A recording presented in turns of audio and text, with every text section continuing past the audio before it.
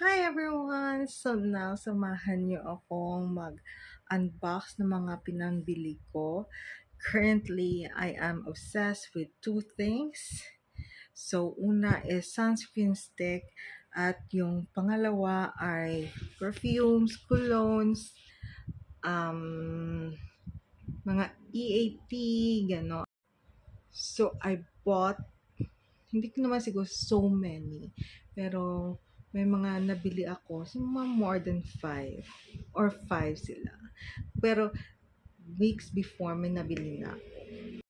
So dati, yung aking perfume is yung, hindi naman siya perfume, parang EAT siya, is yung Oh My George. Since college, siguro 4th year college, nung indoors or pinaamoy sa akin ng friend ko, yun, I've been loving that scent. Pero ngayon, hindi ko alam kung bakit ako na-obsess sa mga perfumes. Kahit hindi ko pa naaamoy, kahit walang tester, bumibili ako. So now, samahan nyo akong i-open tong mga perfumes. And we will have a review dito kung papasabay sa ilong ko or nag-aksaya lang ako ng pera. Let's go! Here they are. So, 1, 2, 3. Tapos yung sa loob ng parcel, hindi ko maalala kung dalawa or tatlo. So, let's go. Let's open the first one. Yung pinakauna kong in-order online. This is, ito nga yung aking first na in-order. This one is, hindi ko alam kung fake to, sabi nila mall pull out, whatever. But this is Victoria's Secret body mist.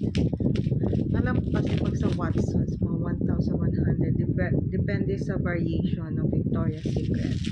So this one, sabi ko sa inyo, kahit sa online seller, pinapatulan ko itong perfume. Kahit hindi ko pa ito naaamoy.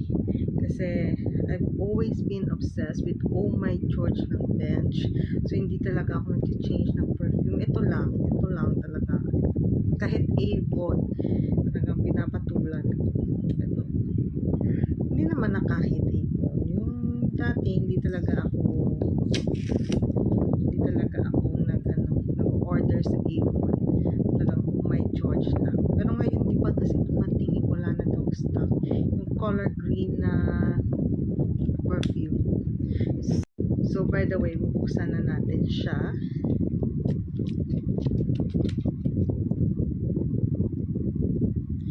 Shout out pala sa binilhan ko na ito. Majestics bags. Majestics online shop. You can search sa Facebook. Nagbibenta sila ng mga bags, meron din silang mga slippers, blankets, ito, at napakabait ng owner. So, ito na siya. I will be very honest sa inyo guys, kasi meron na akong mga perfumes na binigay ko sa kapatid ko kasi hindi ko ganun ka-type. So, this one is Victoria's Secret Cake Confetti. This one is mild, sweet,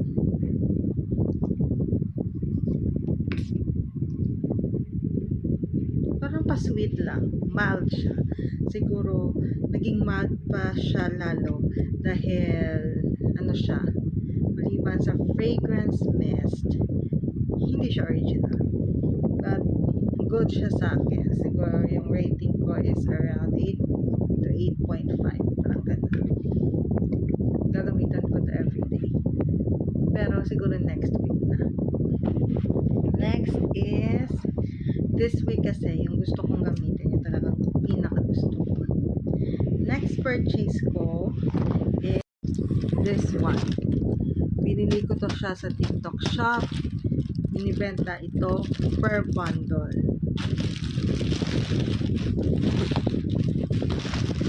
So, para sa link ng product na ito, I can put It's a yellow basket para pwede kayong mag-order. So, this one is baliktad pa. Sweet Night. So, nakita niyo naman yung pagka-cover. Very effective talaga. So, yeah, there are 3. This one is Sweet Nights Daydream Believer Body Mist. Ito talaga yung in-order ko. Yung kanilang Pink Girl. Hindi ko alam kung paano basahin ito. Bahala na kayo. Ewan. And then, this one, hindi ako nagkakamali. Merong glitters. So, meron pala silang piggies. So, diba? Kung gusto niyo siyang gawing pang-regalo, at lalo na pag yung pang-regalo na sinabi ng teacher nyo is around 150 to 300, pasok na pasok to.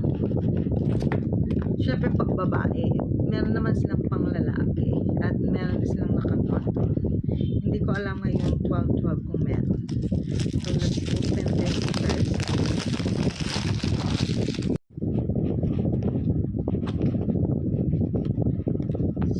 So yeah. In fairness, ang ganda ng packaging. And it got glitters din. Nakikita niyo, cute. Hindi ko alam if it will be visible sa neck or sa skin area mo pag pinarfume siya.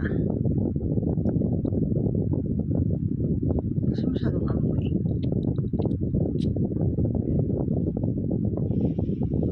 This one is really mild.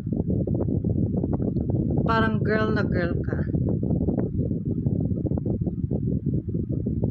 Hindi siya masyadong ma-alcohol, hindi siya masakit sa ilong, and it got glitters. Hindi ko alam, kita ba?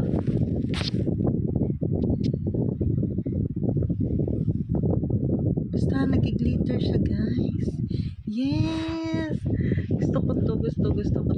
Siguro rating is like 8.7 to 8.9. Hindi pa siya 9 kasi yung current kong sinusuot yun yung 9 at yung 10 ko is yung Oh My George. So, next is this one. I don't know kung magugustuhan ko ito dahil hindi ako masyado fan ng mga florals. But mas gusto ko yung mga citrusy, cucumbers, and open this. Okay. Sira ko yung pinto.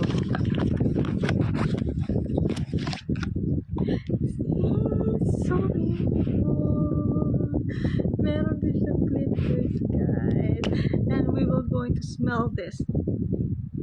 This one, ito yung amoy na ito. For example, meron kayong formal event, wedding, pwede ito. Yan, saan pa ba?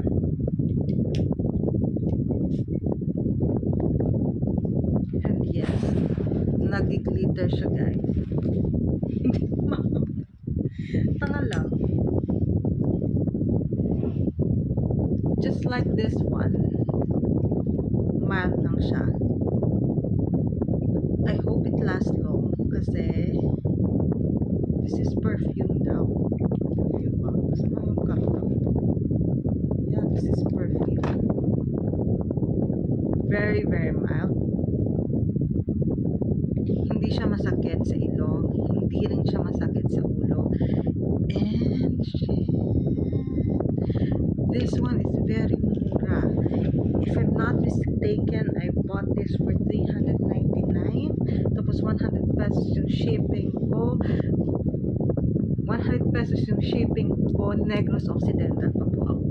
So this is worth it talaga. So for the other perfumes, balik kayo sa part 2. Bye!